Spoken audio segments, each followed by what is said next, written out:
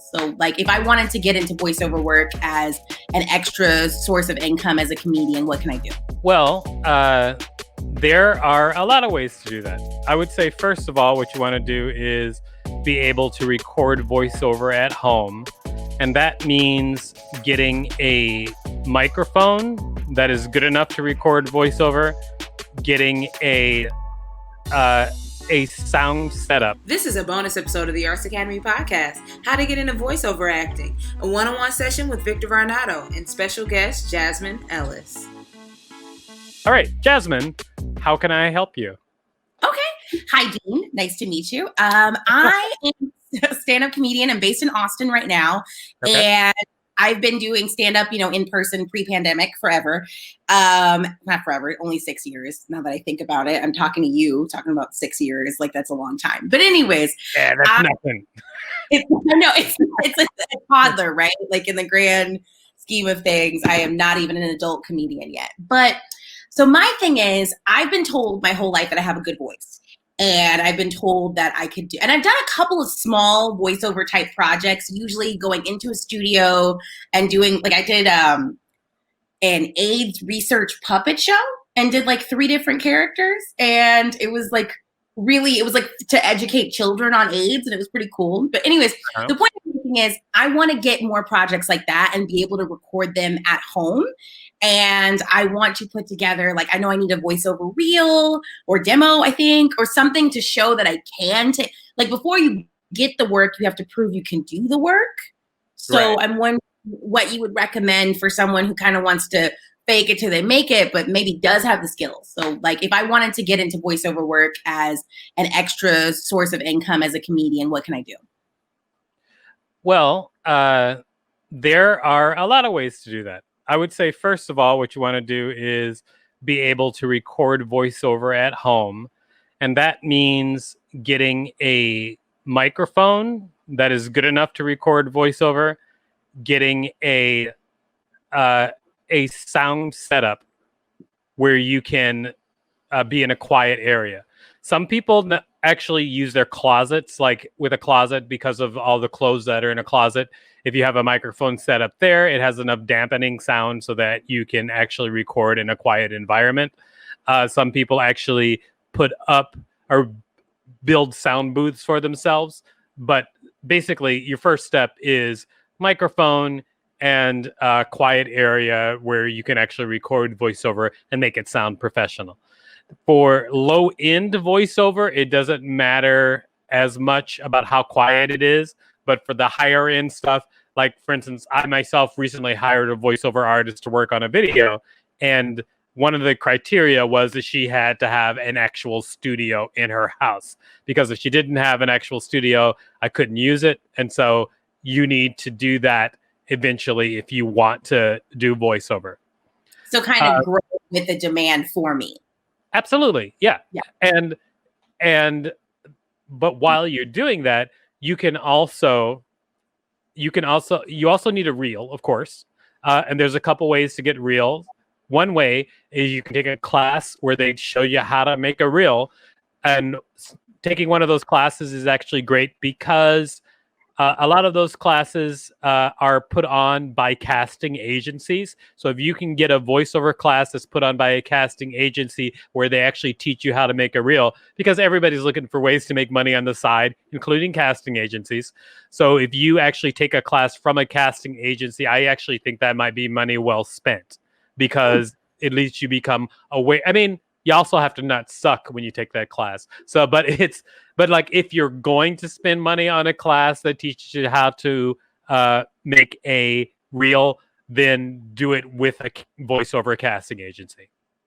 That is good to know, because as far as everything I've ever done, I've always been wary of classes, just because sometimes it can be a waste of money or time, or the people teaching don't have any they don't know any better than you. They just are hired. So that's actually good to know. I didn't realize that agencies held classes. So that gives you exposure in front of people you want to be. That's great. That's great to know. Oh yeah. I mean, some of them do. I mean, and it is useful to them too, because A, they make extra money. B, they meet new people. C, they make sure those people are creating materials that they can use to get them jobs. So it's Good. actually good on a lot of different areas. So if you are going to spend money on a class, spend it with an agency that actually casts voiceover people. Then of course you can also make a reel without doing that. There are people online who can help you make a reel, or there are free places that you can look and find out information about how to make a reel. There are tons of sites, YouTube channels for voiceover people who will teach you how to make a reel as part of like their YouTube channel. And on top of that, you can also get work that will help you build a reel. You don't need experience to say go on Fiverr and set up a voiceover channel on Fiverr where you take in work and do voiceovers. All you really need to do is have a microphone. You don't have to be a professional. If you're not professional, lower your prices and then do that work as professionally as possible so that you'll get paid a little bit of money at the very least to start building your reel, and then just record that as professionally as you possibly can. Okay, yeah, that makes yeah, it makes perfect sense, and it's really easy to do, to just set up on Fiverr and then just start getting work recording voiceover, because there's tons of people that need voiceover all over the place. You'll probably get hired a lot by people who are not in America, who need someone with an American accent to do voiceover. Considering that voiceover isn't my particular thing, like I don't do a lot of voiceover myself, I'm telling you I'm sure that the information I'm giving you is not complete. So I would actually really find those YouTube channels of people who do voiceover work, because they just talk about this to no end, all the different places where you can get little gigs doing voiceover for and you can get paid money to start building your reel. I mean, ultimately you have to build your reel anyway, so it would be great if you could get paid to build your reel. So why not do something like Fiverr? There's also another website that is not like Fiverr, but it's a website where people who need audiobooks recorded, they post audio audiobooks that they need to have recorded. They'll post the text, and then you can audition for those audiobooks, and then you can scoop up that payment. The thing about those, though, is before you do those, you really have to know your recording technically. You need to know what you're doing technically, because those audiobooks have to go to, say, Audible or Amazon, and then they have particular specs that it must adhere to. For instance, like when you're recording, there's what's called a noise floor. Do you know what I'm talking about? No. Okay, a noise floor is when, for instance, when we're not speaking, there's an amount of sound that you hear just from the room. Okay, like my air conditioner's on, like whatever, like that's a noise floor. So when you're not speaking, the amount of sound that's still coming through is your noise floor. Different mics give you a lower noise floor. Your setup where you're recording will give you a lower noise floor. How you're recording it, like whether or not you're going through a audio interface on your computer and what that audio interface is like, gives you a lower noise floor. Noise floor. And also, like, depending on the audio software that you're using, you can also do noise reduction. So with when you're doing something like an audiobook and it's got to go to Amazon, and so those jobs that are on Amazon, like absolutely anybody can sign up and audition for those jobs, and then the authors pick who is going to record. But then when it goes to the final step where Amazon has to approve it, it has to be professionally recorded. But that's also a job that you can do right here and now. So basically, we were just talking about the what happens with audiobooks and Amazon and noise floor and etc. You get all that part. So basically, anybody can get those jobs, but you just have to make sure they're recorded very well. In fact, on every site where people do gig work, there's a voiceover section usually. So while you're building up your reel, you can actually start getting gigs and probably start paying for the equipment that you might need if you're smart about it. Okay. But the number one thing I would say is go to YouTube. There are people who just teach people how to do voiceover on YouTube, and they have channels that they run. Just go through all their videos because they'll tell you exactly what you need to do. I don't, in fact, I'm surprised many people don't use something like that as a resource, because everything that you want to do, there's somebody who has a YouTube channel where all they're doing is just teaching that stuff for free. Yeah. That's how I taught myself Final Cut, and took a couple hours, but I mean, it's great to just have that information at your resource. I guess for me, I didn't realize that there was like, I kind of felt like you were either you didn't do it or you were a professional. And when I first had talked to people, they made it sound like the best thing to do was to take like very expensive sounding classes. That to me, it's like, I'm in my head, I'm like, I know how to talk. What am I like? I know how to talk. I know how to press record. Don't think that you know how to do it, because I've actually hired people to do voiceover, and I had people come in who didn't have a lot of voiceover experience. A lot of people don't know like how to articulate. You lose a lot when you're not using your face to emote. So people have to do that only with their voice. You don't know exactly how to do it, but that's part of what you'll learn. And I've brought in friends who I thought would be great. Oh, this person's going to be great for this voiceover. And they come in, and then when you don't see their face, it's gone. And so you need to make sure that when people don't see your face, it's still there, whatever it is. That makes a lot of sense. So your friends who said that you have to take these super expensive classes, they're wrong. But you thinking that you got it, you're wrong. It's somewhere in between. That's why I'm here talking to you. I know, but I just saying that like the answer always seems to be in between what two extremes think. Yeah. I'm definitely open to learning more and getting better. I mean, obviously, I want to be good at it. I want to deserve to earn money for it.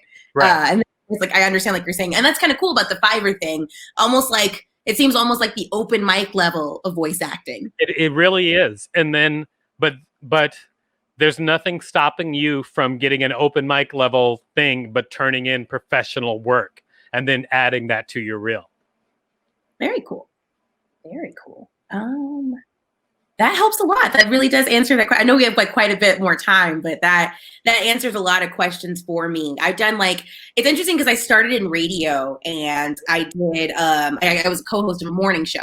And so they put me on a couple different ads, and like, I just kept thinking, I was like, I'm leaving money on the table. If I can do this, I should like, but I no longer work for that radio station and don't have access to like a whole professional studio. So like figuring out what kind of things to buy, but that's where I can start with the YouTube videos. I'm sure they've got. I actually bought this.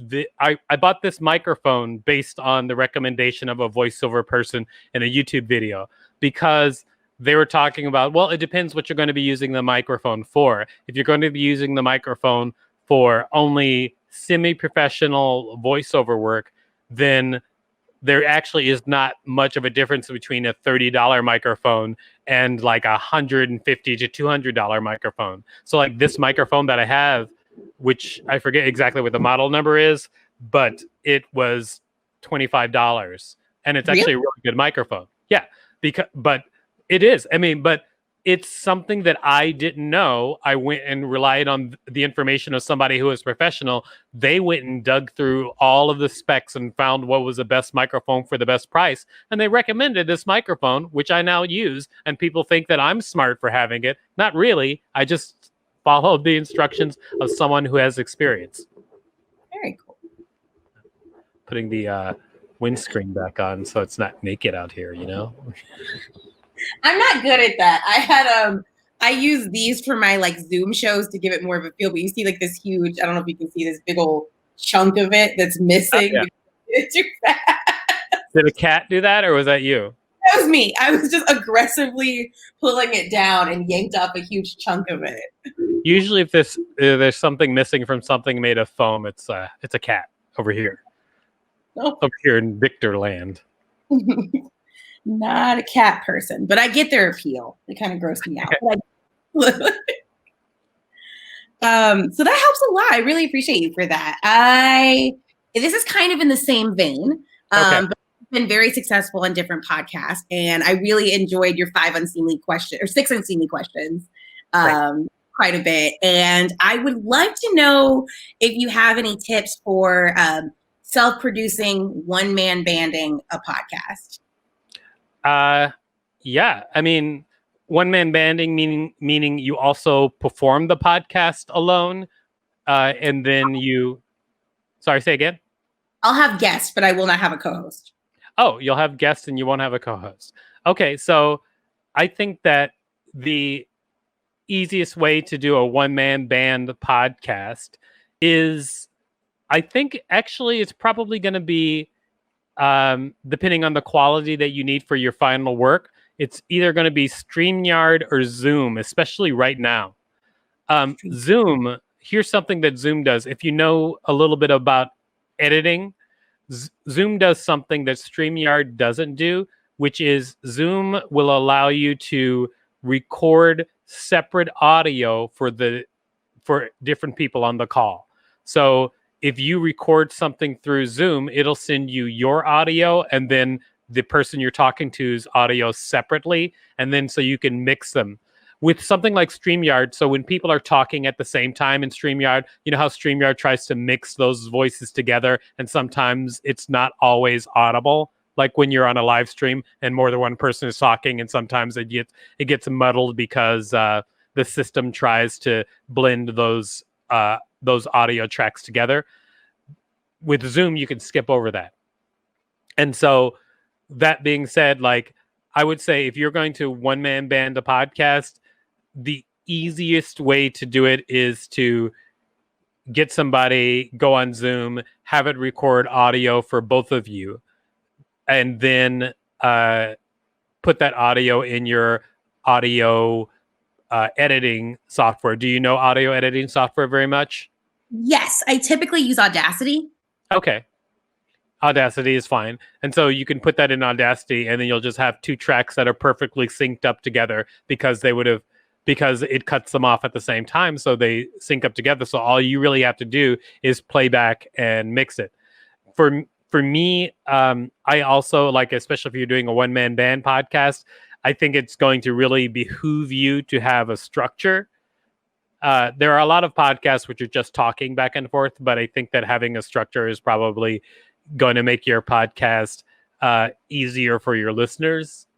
Mm-hmm. So did you ever see I actually did an episode of my podcast where I talk about how to structure a podcast and different ways that podcasts are going to be structured.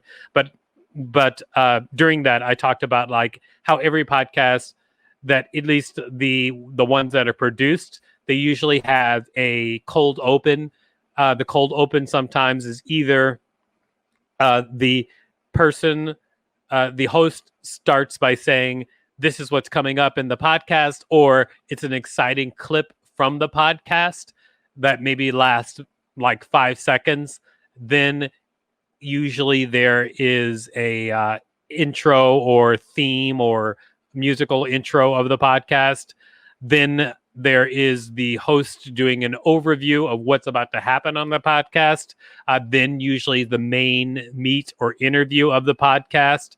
Then usually there is a wrap up or some sort of segment wrap up. And then usually like a call to action at the end, like make sure you rate us and review us, or send us an email about XYZ, and then usually a tag at the end. Some don't have a tag, but those are usually like the parts of a podcast that you're producing. And so if you're going to do it by yourself, have a simple structure. But the number one rule, and I'm surprised I didn't say this first, is make something that's easy for you to repeat. A lot of people have grandiose ideas about how they're going to produce something weekly, and then they produce it once weekly, and then they find out that doing that weekly is really, really hard because they have so many moving parts. Make something that's simple to produce weekly. Like, for instance, this podcast that we're doing right now, it's very simple to produce. It's a good idea, but it's so simple to produce. You come on, I talk to you. I cut out the part where I got up and got my Amazon package. But other than that, I just put a beginning and an end on, and it's done. So it's easy to produce. I'm glad you don't have to keep that, because I just like sang to the people. I didn't know what to do. Like, let me hear what I named. No, I definitely prefer podcasts that have a strong structure. I'm not a big fan of a lot of nonsense, and I like, not just like when you turn on a podcast and it's just kind of laughing at themselves. I feel like that, especially if you are not famous and you don't have people who just love and adore you, they want why they're listening. So the podcasts I've been a part of that I've really enjoyed being a part of have had really good structures. What I mean by one-man banding is it's like, I'm gonna, do the promotion for it. I'm gonna edit it. I'm not gonna do the theme song. Well, I might sing the theme song. I don't know, but I want to like be responsible for all the parts, because I was a part of another one that was actually really successful, but we had different expectations of it. Like, I really, like, we did a couple live shows, they sold out. I felt really good about it. And my partner kind of wanted it more to be a hobby and didn't want it to the next level. And so that's what makes me want to go the solo route with this idea I've got. Right. Yeah. I see. Yeah. And that's commendable. I think that you're right to figure it out yourself. Like, in my podcast, Six Insanely Questions, my partner on the podcast, my co-host, Dave Rosinski, he does not do really anything for the podcast. And I knew he wasn't going to be doing anything for the podcast. I knew that going in. But that being said, I made something that I could easily produce myself at the start. I mean, now I have a team of people working with me, but when it started, it was just me, and it was just me producing the podcast and figuring out a way to produce the podcast, to easily make graphics. I made graphics that look good by having a graphic that I made in Photoshop, and I had to make it once, and from then on out, all I had to do was just like change the name of the episode and change people's pictures, but everything else was designed. Really, the key is setting up a way to work on it where you don't have to recreate the wheel every time you do an episode. You want to make that wheel once and then just roll through each episode to extend that metaphor far longer than it should have been. That makes a lot of sense. Yeah. Not putting yourself in the position where you're just overwhelmed, having to come up with a whole new thing each week. I don't want to do that now. Yeah. I mean, like, for instance, promotional material, like, figure out a way to make your promotional material easy. For instance, if you want to make, like, maybe subscribe to Headliner. Have you ever heard of Headliner? No, what is that? What Headliner does, it's like a podcast marketing website where you can put in clips of your podcast. It will transcribe them for you and make those like podcast wave videos. So with that, you can work on that for an hour, and you can make 10 or 20 videos from clips from your podcast. Like, the way my podcast is set up, we release Six Insanely Questions. We release a question every day. So like every day, I release a snippet from my podcast as part of my marketing promotion. However, I have the production set up so in order to make that happen, it only takes an hour a week.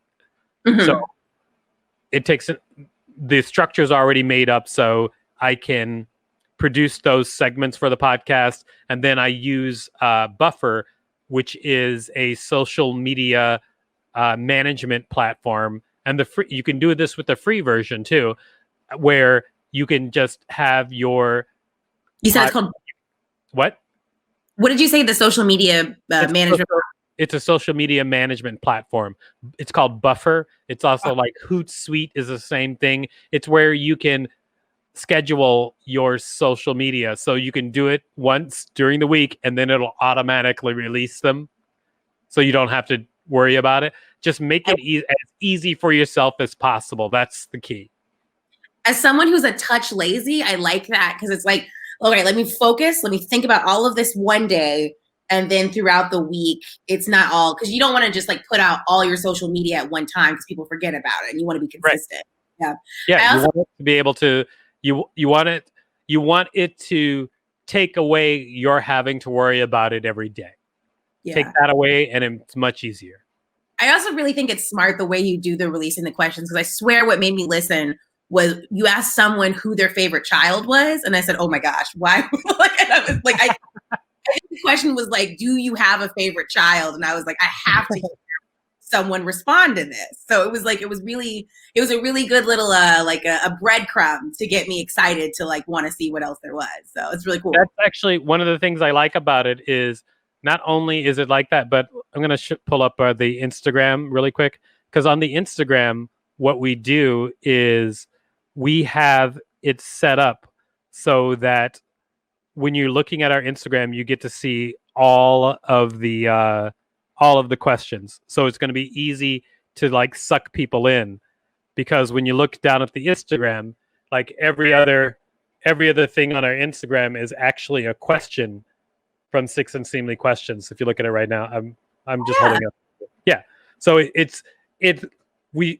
because when you are consistent and you keep creating material for your social media, when one thing catches somebody's eye, then they go back to your social media, and then you demonstrate that, yeah, there's plenty of that. Then people will start to follow you.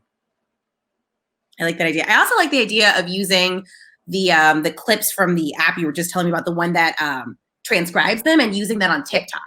That seems like a really, because people on TikTok like really visual stuff. Like your videos do a lot better if they have more words on them. Like they get a longer watch cycle. So that's a really cool way to promote your podcast. Yeah, you could definitely do that on TikTok. Easy. Yeah. You definitely should. Thank you. Well, look at that. I learned. I got some good structure ideas for my podcast. And so I learned that not all classes are a scam. So I appreciate that. It's true. Not all classes are a scam. Some are okay.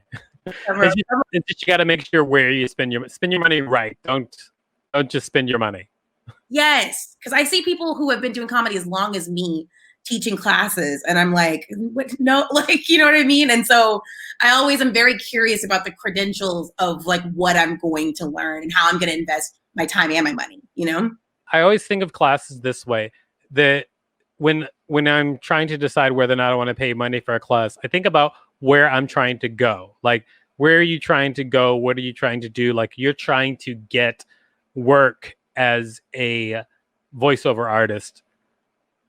Does your class actually help you do that? Because knowledge is one thing, but if it's also a class that's taught by a casting agent that can actually answer those type of questions that you have as well, and will also familiarize you with that casting agent, why not make it kill two birds with one stone? It's a much more valuable class. Absolutely. Yeah. So I think we're actually done with our whole thing. So, but thank you for being part of this, because I think that other people are actually going to really get a lot of use out of the questions you asked. I think a lot of people have the same questions that you do. So I really appreciate you being on this podcast. Thank you for having me. I really had a good time. Thank you so much for all your information. Not a problem. I'm going to do a little bit of podcast wind down while you're here. Hold on one second. So everybody who's watching, thanks a lot for checking out the podcast. You can check us out at artsacademypodcast.com or altartsacademy.com. And we're at Alt Arts Academy on all social media. All right. That's it. Let me click the button to end the show. Boop, boop, boop.